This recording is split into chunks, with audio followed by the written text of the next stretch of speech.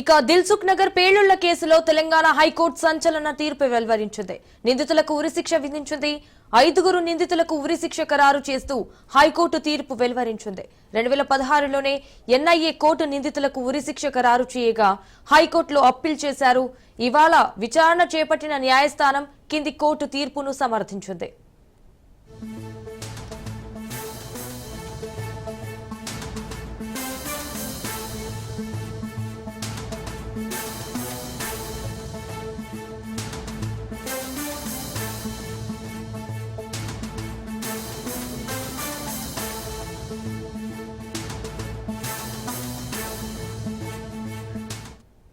ఇక దేశవ్యాప్తంగా సంచలనం సృష్టించిన దిల్సుఖ్ నగర్ బాంబు పేలుళ్ల కేసులో హైకోర్టు తీర్పు వెలువరించింది. 2013 ఫిబ్రవరి 21న బస్ స్టాప్ లో మిర్చి పాయింట్ వద్ద జరిగిన జంట పేలుళ్లలో 18 మంది మృతి చెందగా 131 మంది గాయపడ్డారు. ఈ కేసులో ప్రధాన నిందితుడు మహమ్మద్ రియాజ్ బత్కల్ ఇప్పటికీ పరారీలోని ఉన్నారు. అయితే మిగిలిన 5 నిందితులకు ఎన్ఐఏ కోర్టు ఉరిశిక్ష విధిస్తూ 2016 డిసెంబర్ 13న తీర్పు వెలువరించింది.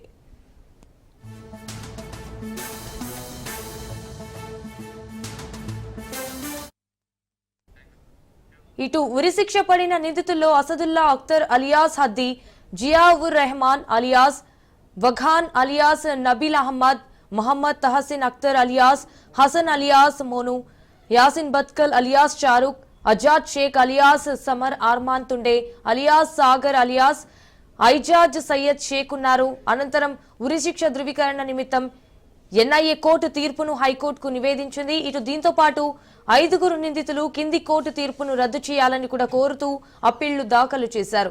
వీటిపై justice K Lakshman, justice P శ్రీనుధలతో కూడిన ధర్మాసనం సుమారు 45 రోజుల పాటు సుదీర్ఘ విచారణ జరిపి తీర్పు వాయిదా వేసింది. నిందితుల అప్పీళ్లు కింది కోర్టు తీర్పు ధృవీకరణపై ధర్మాసనం సంచలన తీర్పు వెలువరించింది.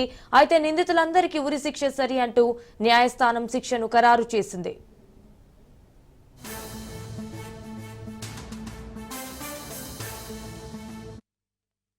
దిల్సుఖ్ నగర్ గానీ, లుమ్ని పార్క్ గానీ, గోకుల్ చాట్ భండార్ గానీ అక్కడ సీరియల్ బంబ్ బ్లాస్ట్ జరిగింది. ఆ బంబ్ బ్లాస్ట్ లో దాదాపు 150 మంది ఇంజూర్డ్ అయినారు. అదేవిధంగా 18 మెంబర్స్ చనిపోయినారు ఆ బ్లాస్ట్ లో. ఎన్ఐఏ పోలీసులు చాలా వాళ్ళకి నా హృదయపూర్వకంగా ధన్యవాదాలు. చాలా కష్టపడి కొంతమంది టెర్రరిస్ట్ ని పట్టుకున్నారు. ఒక మతానికి చెందిన వాళ్ళు అందరికి అరెస్ట్ చేసి అప్పుడు జైల్లో వేసినారు. దాదాపు 12 ఇయర్స్ తర్వాత నిన్న హైకోర్టులో తీర్పు వచ్చింది. అందరికీ ఉరిశిక్ష పడింది. నేను ఎన్ఐఏ పోలీసులకి నా హృదయపూర్వకంగా ధన్యవాదం చెప్తున్నాను. ఆ బ్లాస్ట్ లో చనిపోయే వ్యక్తులు ఎవరు తెలుసా? చాలా పేదోలు. ఆ బ్లాస్ట్ చేసి ఆ టెర్రరిస్టులకి సపోర్ట్ చేసే వ్యక్తులకి ఇవ్వాలని నేను అడుగుతున్నా. ఇదేనా మీ జిహాదు? పేద ప్రజలకి సంపాలే ఒక భయం ఎంత అట్లాంటి అంటే అందరు భయపడాలి అట్లాంటి ఒక మూమెంట్ తీసుకొని రావాలి. ఇదేనా మీ జిహాద్? దాంట్లో ఒక్క వ్యక్తి మెయిన్ యాసిన్ భట్కల్ ఆయన ఎస్కేప్ ఉన్నారు. ఇప్పటివరకు ఆయన దొరకలేదు. నేను ఎన్ఐఏ కోర్టుకి రిక్వెస్ట్ చేస్తున్నా, వీళ్ళకి ఉరిశిక్ష వేయకండి. నరి రోడ్ పైన షూట్ చేస్తే చాలా బాగుంటుందని నేను ఎన్ఐఏ పోలీసు వాళ్ళకి రిక్వెస్ట్ చేస్తున్నా. దిల్సుఖ్ నగర్ బాంబు పేలుళ్ల కేసులకు నిందితులకు హైకోర్టు ఉరిశిక్ష ఖరారు చేయడాన్ని స్వాగతిస్తుంది. కింది కోర్టు తీర్పును సమర్థించినటువంటి హైకోర్టు 5 నేరస్తులకు ఉరిశిక్ష ఖరారు కావడము సరైందని చెప్పి హైకోర్టు చెప్పడం ఇది స్వాగతించే విషయం. గత 10 సంవత్సరాలుగా మనం చూస్తున్నాం, ఎక్కడ కూడా దేశంలో ఉగ్రవాద కార్యకలాపాలకు ఉనికి లేదు, బాంబు పేలులు తాగలేదు. మరి ప్రజలు కూడా అర్థం చేసుకోవాలి. ఈ హైదరాబాదు మూలంగా చేసుకొని దేశవ్యాప్తంగా ఈ కార్యకలాపాలు కొనసాగాయో ఇప్పుడు ఆ పరిస్థితి భిన్నంగా మోదీ గారు ఉగ్రవాదాన్ని ఉక్కుపాదంతో అణిచివేయడం ప్రజలు దీన్ని స్వాగతిస్తున్నారు. ఈ హైదరాబాదులో ఇంకా ఉగ్రవాదానికి ఊతమిచ్చేటువంటి వ్యక్తులు, శక్తులు, సంస్థలు, పార్టీలు ఎవరున్నా కానీ వాటిని వెంటనే మరి కట్టడి చేయాల్సిన బాధ్యత ఈ రాష్ట్ర ప్రభుత్వం మీద ఉన్నది.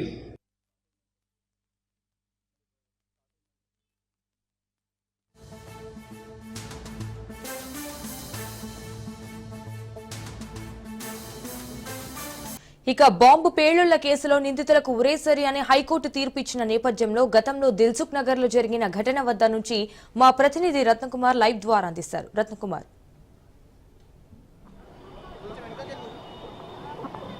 ఎస్ సంజన, 2013 ఫిబ్రవరి 21 ఒక్కసారిగా దిల్సుఖ్ నగర్ మాత్రమే కాదు, హైదరాబాద్ మహానగరం అంతా ఉలికిపడినటువంటి రోజు అది. వరుసగా 2 జంట పేలుళ్ల ఘటనతో ఈ ప్రాంతం మొత్తం విషాద ఛాయలే కనిపించాయి. ప్రజెంట్ మనం దిల్సుఖ్ నగర్లోనే ఉన్నాం. ఈ దిల్సుఖ్ నగర్ ఘటనకు సంబంధించి ఆ రోజు ఈ ఘోరానికి పాల్పడినటువంటి వ్యక్తులు ఎవరైతే ఉన్నారో 5 ప్రధాన నిందితులకి కొద్దిసేపటి క్రితమే హైకోర్టు ఉరిశిక్షను ఖరారు చేసింది. సో ఆ ఇన్సిడెంట్కి సంబంధించి మనం ఎగ్జాక్ట్గా ఆ రోజు ఇన్సిడెంట్ జరిగినటువంటి స్పాట్ దగ్గర ఉన్నాం. ప్రజెంట్ మనకు కనిపిస్తున్నది దిల్సుఖ్ నగర్ మెట్రో స్టేషన్.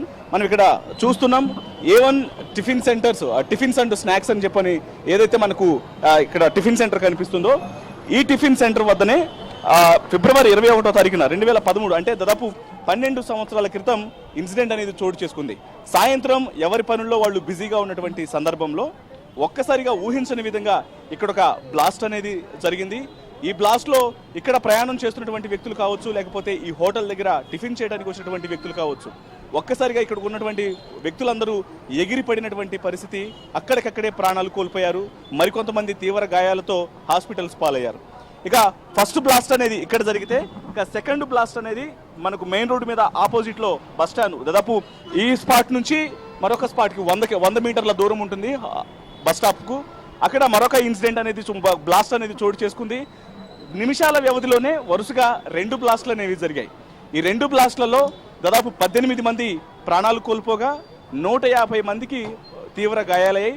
తీవ్ర గాయాల పాలైనటువంటి వ్యక్తులందరూ హాస్పిటల్లో చికిత్స పొంది ఇప్పటికీ చావు బతుకులతో పోరాడుతున్నటువంటి పరిస్థితే ఉంది. జీవితాంతం అంగవైకల్యంతో బాధపడేటువంటి వ్యక్తులుగా కొంతమంది మిగిలిపోయారు. ఇక ఎప్పుడైతే ఇవాళ 5గురికి సంబంధించి తీర్పు అనేది వచ్చిందో, తీర్పు వచ్చిన తర్వాత ఈ ప్రాంతంలో కొద్దిసేపటి క్రితమే ఇక్కడ A1 టిఫిన్ సెంటర్కి సంబంధించిన నిర్వాహకులు కావచ్చు, అలాగే కోటిలోని గోకుల్ చాట్ వద్ద జరిగినటువంటి బాంబు పేలుళ్ల ఘటన కూడా ఒకటి ఉంది. కాబట్టి అక్కడ ఆ నిర్వాహకులందరూ ఇక్కడికి చేరుకొని కొంత వాళ్ళంతా స్వీట్లు పంచుకున్నటువంటి పరిస్థితి మనకు కొద్దిసేపటి క్రితం ఇక్కడ కనిపించింది. సో మొత్తం మీద ఈ యొక్క తీర్పును, కోర్టు యొక్క తీర్పును ప్రజలందరూ హర్షిస్తూ ఉన్నారు. సో మొత్తం మీద NIA ట్రయల్ కోర్టు ఏదైతే తీర్పునిచ్చిందో ఆ తీర్పుకు సంబంధించి ప్రతి ఒక్కళ్ళు కూడా ఈ యొక్క తీర్పును సమర్థిస్తున్నటువంటి పరిస్థితే ఉంది. ఇక ఈ ఇన్సిడెంట్లో ప్రధాన నిందితులుగా ఉన్నటువంటి వ్యక్తులలో 5గురిలో సయ్యద్ ముగ్దల్ అనేటువంటి వ్యక్తి అనారోగ్యంతో చనిపోయారు. రియాజు భక్తలు ఇప్పటికే పరారీలో ఉన్నాడు. ఎందుకంటే తను ఈ ఇన్సిడెంట్ మొత్తాన్ని తనే ప్లాన్ చేశాడు. ప్లాన్ చేసి ఒక టీంను ఫామ్ చేసుకున్నాడు. టీంని ఫామ్ చేసుకున్న తర్వాత ఒక మాస్టర్ ప్లాన్ రచించి అందులో కొంతమంది ఉగ్రవాదులను దేశంలోనే అనేక రకాల ప్రాంతాలలో యొక్క దాడులకు, బాంబు బ్లాస్ట్లకు పాల్పడినటువంటి వ్యక్తులకు ఊతం అందించినటువంటి ఎవరైతే వ్యక్తులు ఉన్నారో వాళ్ళందరినీ టీమ్గా ఫామ్ చేసుకొని వాళ్లతో ఈ కార్యక్రమం అంతా నడిపించి ఈ బ్లాస్ట్లకు పథక రచన చేశాడు.